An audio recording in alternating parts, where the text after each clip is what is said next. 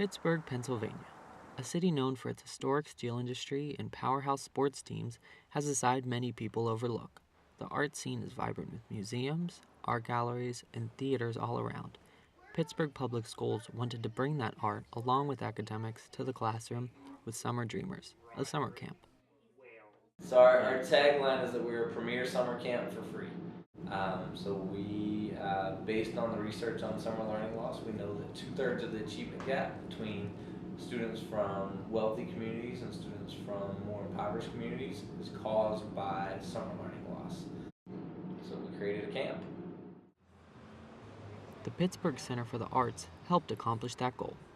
We offer artists, teaching artist residency projects that provide in-depth learning in a specific art form or medium for the children.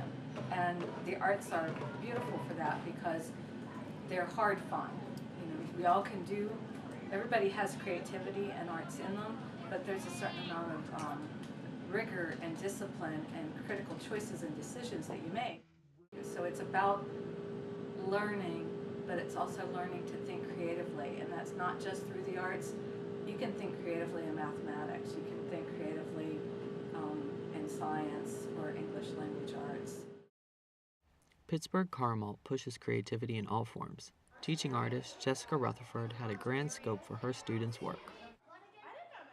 Imagination Land is a classroom where students decorated the walls, floor, and everything in between with their artwork, transforming this empty classroom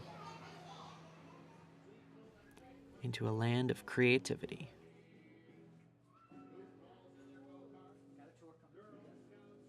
This is the dream machine, so they get to come in here and see their creation and be inside it and be surrounded by their artwork. Another major project was a mural large enough for each kid to paint their own piece, something they were very pleased with.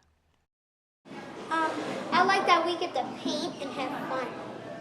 I like that everybody got to express their self, and then it shows everybody's thinking of what they want. I mean, obviously the art is important to me, but what's most important is that the kids have a memorable experience, that they felt that they were part of something, that they felt that they had a voice, that they were important. And the final product proves that. At UPrep in Oakland, teaching artist Lindsay Wogue encourages kids to look at things a bit differently.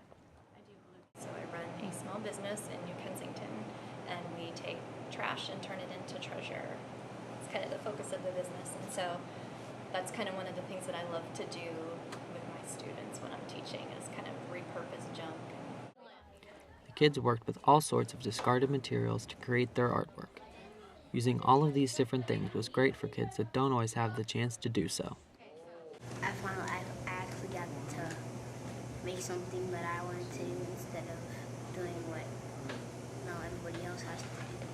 We can do anything that we want and just draw what our imagination tells us to do. Lindsay also wanted to bring a sense of community to the classroom with her compliment column. Compliment column is a product of every day we choose a camper for today. They get to stand up in front of the class and they get to hear compliments being said about them. I love how you're a good friend and how you're so inspiring. The diversity of projects in the art class, including writing, is something that will help these students get a leg up in the classroom and beyond. Knowing that there's going to be some kids who go into 4th grade and their teacher will say, we're going to write a biography today. Does anybody know what a biography is? And all the kids who went to Summer Dreamers and Imagination Inspiration will know. At Faison and Homeward, Laura G. McLaughlin allowed her students to get their hands dirty with various clay projects. Well, primarily I do the clay and the mosaic just because I think it's a really nice combination for them to see even the links between clay and mosaic. Kids had the opportunity to make a number of different clay pieces, which they shaped and glazed. You can make an arm, you can make a hand, but I really wanted to make a snake because nobody else the past days or years made snakes.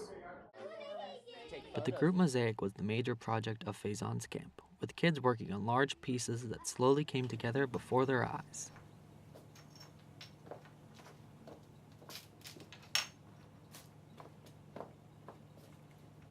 We get to do fun stuff, and at regular school, it's not so fun. Just seeing the kids' projects too and what they've been creating, you can just see how they've grown over the summer and what they've been able to accomplish. So I think that's been one of the most exciting things. The completed mosaic will be hung in Faison later this year. For kids at Camp Classical, no art form was off limits. Joanna Abel made it her goal to explore all areas of art. This being a mixed media camp, I definitely wanted to give the kids a good variety of different art making techniques. From channeling their inner Andy Warhols with painting, to tie-dyeing shirts, to basic coloring, these kids worked with all kinds of art.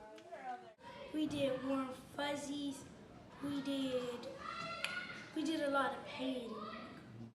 We did art training cards. We play all types of stuff. And we do all types of fun stuff. But the most exciting moment came when Joanna introduced them to her dance background with music guests.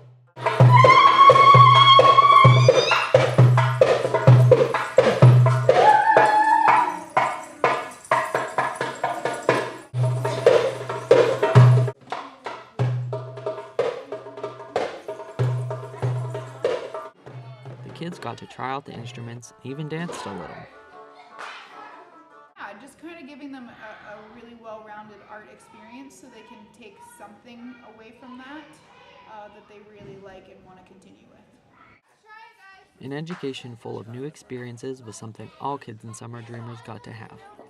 As a video intern for Pittsburgh Center for the Arts, I got to see firsthand how much the art meant to these kids. Summer Dreamers keeps art alive because the next Andy Warhol could be in any one of these classrooms. Kevin Carroll, Pittsburgh Center for the Arts.